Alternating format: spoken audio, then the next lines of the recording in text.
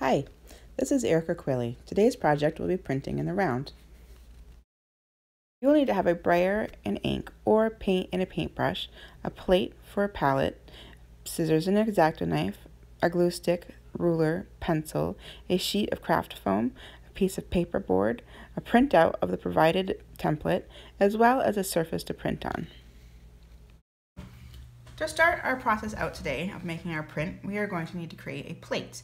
In the printing world, a plate is referring to the surface that you have, that you apply the ink to, and then the ink will transfer onto the paper off from. So to build our plate today, we are going to use a piece of paperboard, so either a cereal box or a cracker box, or if you have a thin corrugated piece of cardboard, something semi-rigid that's going to hold up. If you have it too rigid, like if you use a really thick piece of corrugated cardboard, it might actually be a little bit hard to cut, and then to also print those, get all that ink rubbed off onto your paper. So I would suggest choosing a cereal box weight over something thicker. I feel like it works pretty good. That's usually how what I use for mine. So I provided a PDF file for you guys to print off, and this file is the actual angles that you're going to need to create this print with.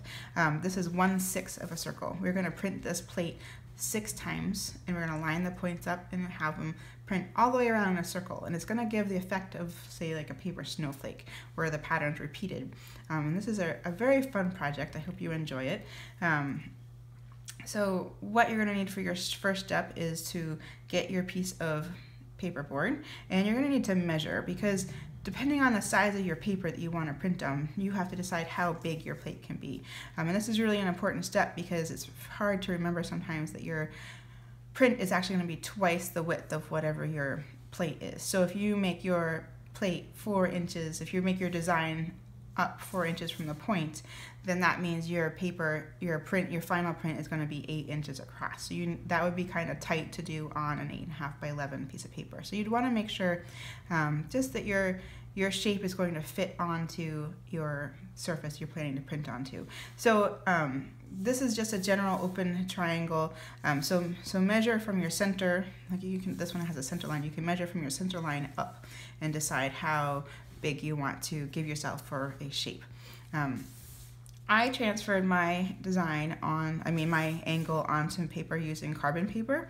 If you don't have carbon paper, don't worry about it. You can actually just cut this right out and lay it down on a piece of cardboard or paperboard and trace it.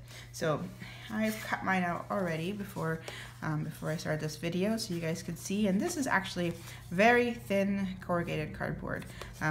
And I haven't used this yet to see how it works, but I think it's going to work fine. But like I said, I usually use cereal boxes, so I wouldn't go any thicker than this. I keep it pretty thin.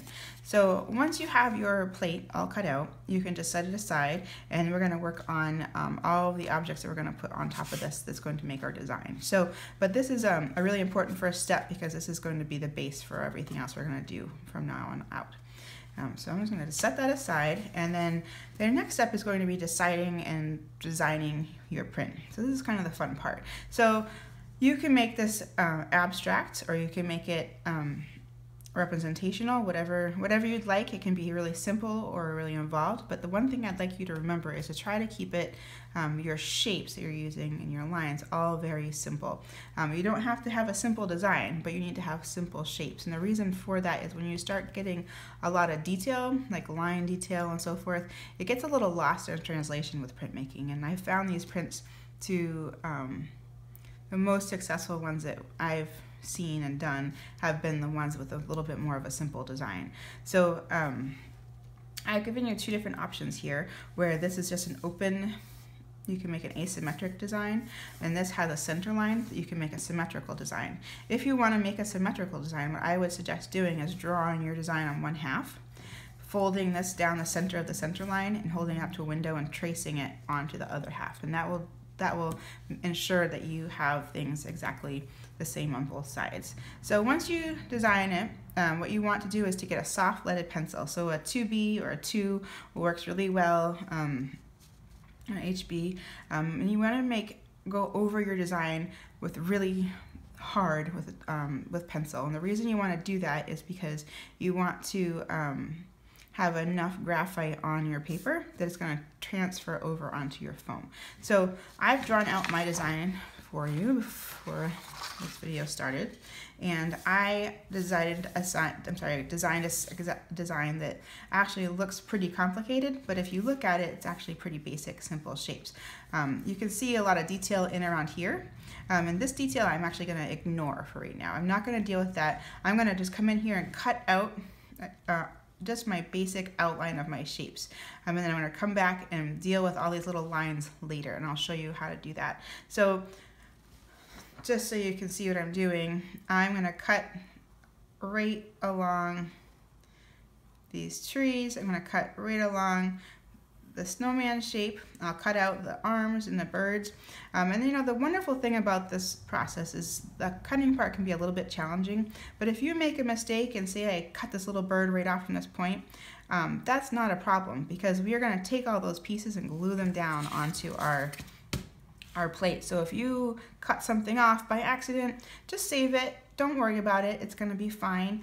You can just glue it back onto your plate, and you're not even going to be able to notice it. So just save all those little bits and pieces that you need to put them back together later when we glue them down to the plate.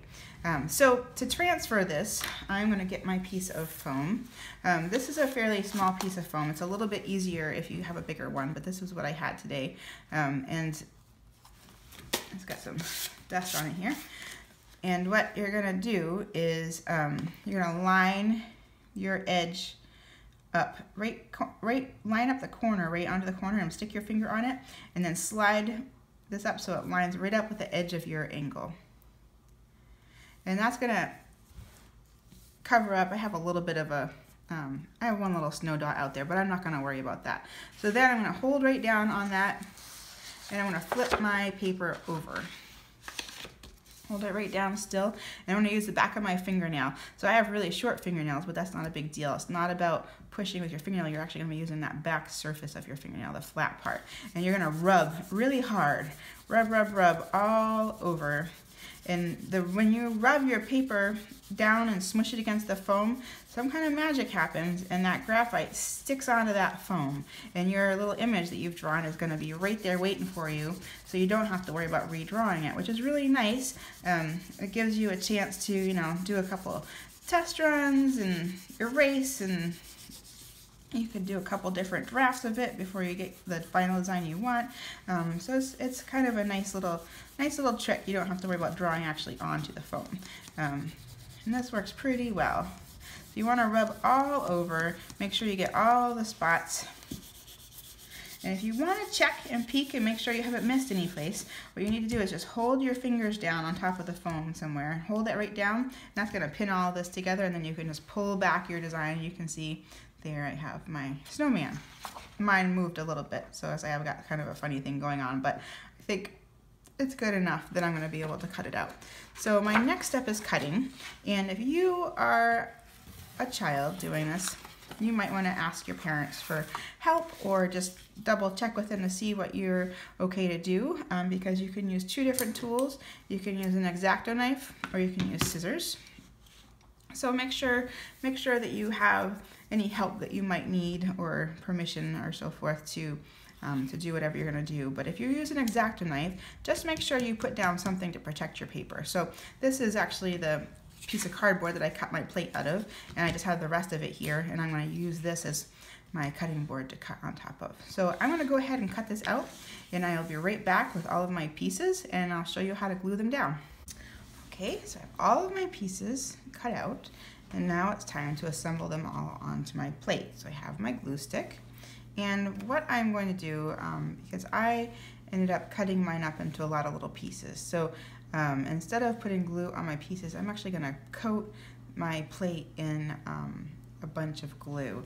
And you know, we're going to be printing this a bunch of times, and I kind of want it to really hold up pretty well, so I'm going to be quite generous with the amount of glue I put on here.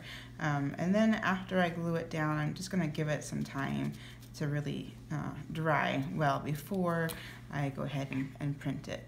So good coating of glue on here making sure I get down on the tip and the edges because I'm going to be pulling on those a bit. So just kind of do a double little run along the edges. And now I'm going to start with my biggest pieces and then work my way down to my smallest pieces. So I cut my snowman all out in one piece. You can see I cut his arms off and the little birds and stuff, and I'm going to assemble those separately just to make it simple. Like I told you, the simpler your design, the more easily it's going to translate printing.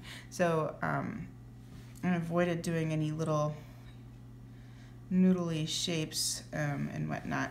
So I'm just taking some care now to make sure I line my point up with the point of my plate and get my free right along the edge there. And the same thing on this side. This foam is pretty soft stuff, so it has a tendency to kind of wiggle around and so forth. So you want to kind of line up your basic structure pretty well. You know, a lot of the little stuff, it doesn't matter as much, but you want to make sure you get your big stuff down the way it needs to be down. Take that a little bit, push everything down really well. We want everything to have a good seal onto this paper so it can really withstand being used during the printing stages. So I think I got everything down pretty well now. I'm going to move on to my arms.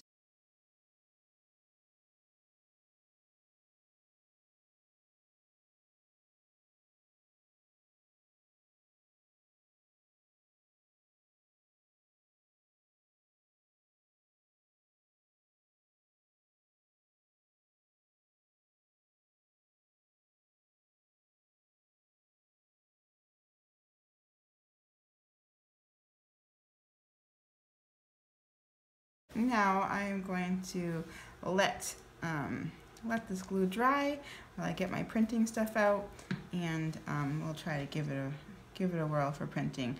I really think that letting this have some good drying time is pretty important though, so I'm going to wait about an hour or so, but before I do that, I did want to show you. So if you have some little details in there that you want to pull out, instead of trying to cut little marks and so forth, what you can do is once you have your foam down, you can actually press in with a pencil or a pen little lines, and they actually do show up.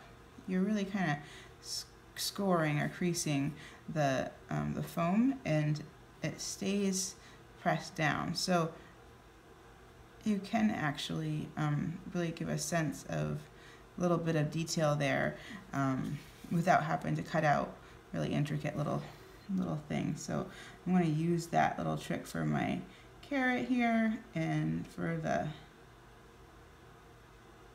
eyes and the mouth.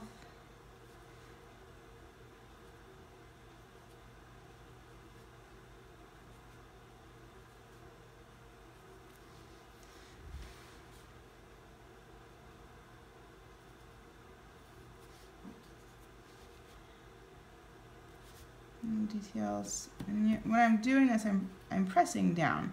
I'm really trying to push that foam right down, make an indentation. So have a fairly sharp pencil. You can use an ink pen and really kind of compress that foam to get these nice clean lines, and they will show up.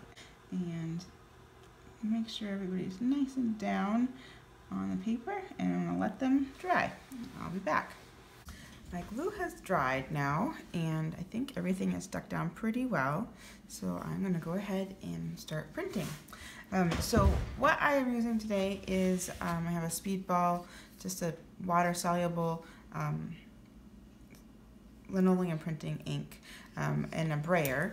However, I know that this isn't probably something that everyone has laying around the house. So if you can't get your hands on this, you can use a liquid acrylic paint or a tempera paint. There's something really liquidy and watery.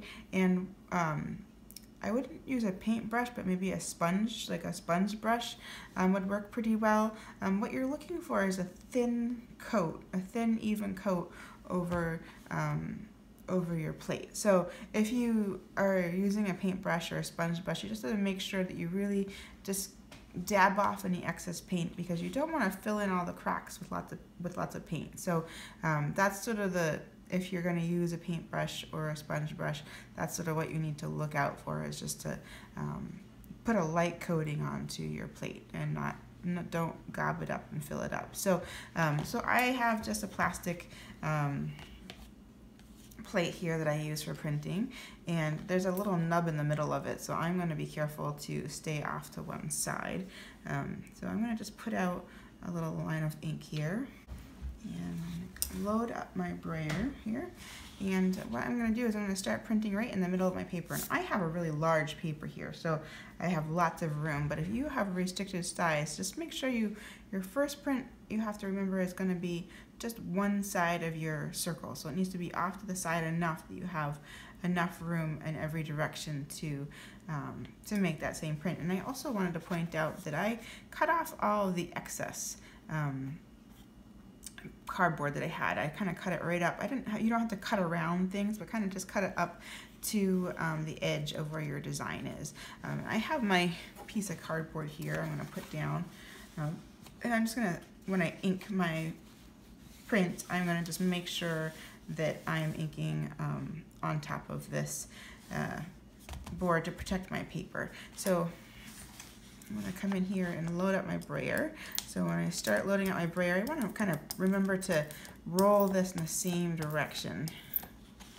I'm going to go ahead and move it this way.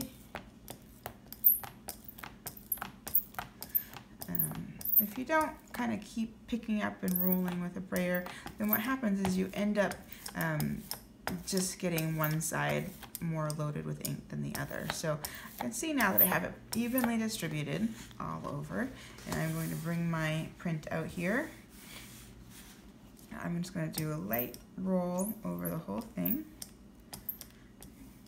And oftentimes it's good to do a test print, because oftentimes you actually end up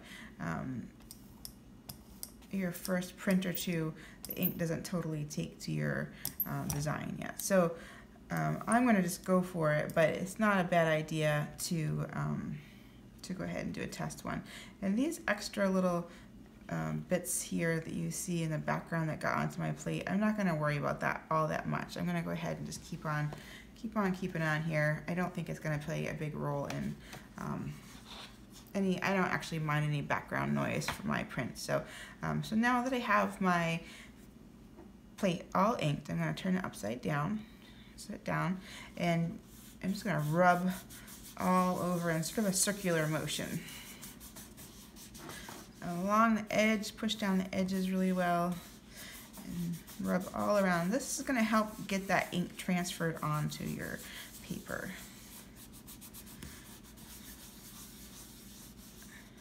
And then, very carefully, I'm going to pick up my plate off from here, see how I did.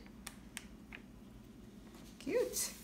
All right, now I'm going to bring my piece of cardboard back, and every time I print this, I need to ink it. I'm going to go ahead here and load up my brayer with a little bit more ink, roll it over, fresh coat.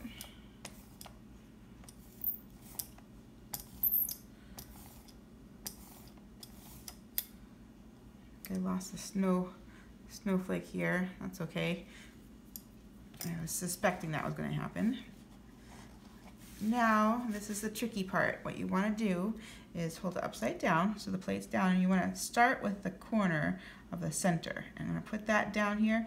Then I'm going to be careful to line up the edge of my plate with the edge of the last print. And then I'm going to do the same thing, where I'm going to just rub in circles all around.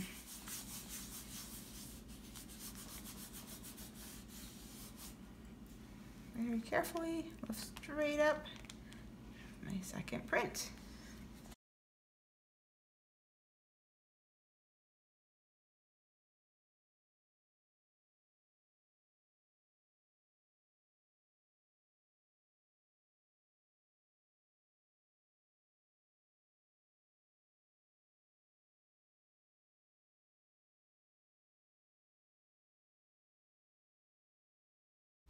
I hope you've enjoyed this project. Happy printing!